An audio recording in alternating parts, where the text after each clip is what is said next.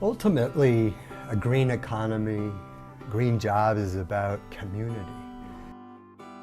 and urban planning and design of our communities.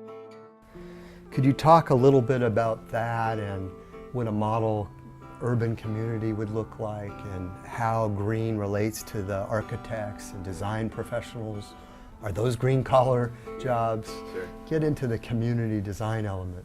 Well, I mean, there's this very bizarre word called the charrette, which I have, I don't know who came up with this word. It's a very strange word, but it's the seed of something really, really important, because it's the opportunity for people across all kind of different disciplines to sit around a table and dream together.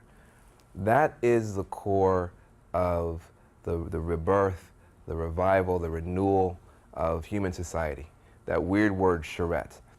That's where I think it starts, is everybody getting a chance to sit around the table and share their genius.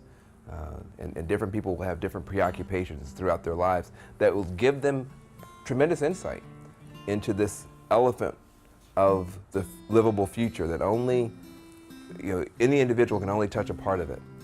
And so we have the tool. We have that human technology called the charrette, which then lets us then layer on other human and non-human technologies to advance the future. Developing the capacity to listen and to really hear what's available, I think should be a part of everybody's personal development plan. So let's say we give you 3 city blocks square to invent the green economy, have the jobs. What are the components of it? What does it look like in the design stage, and then 5 years later when we tour it?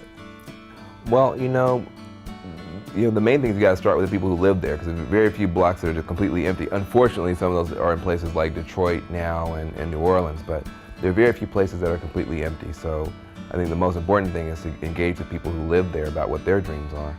And but all things being equal, there's certain things that some people get excited about. I get excited about things like community gardens. I get excited about things like rooftop gardens.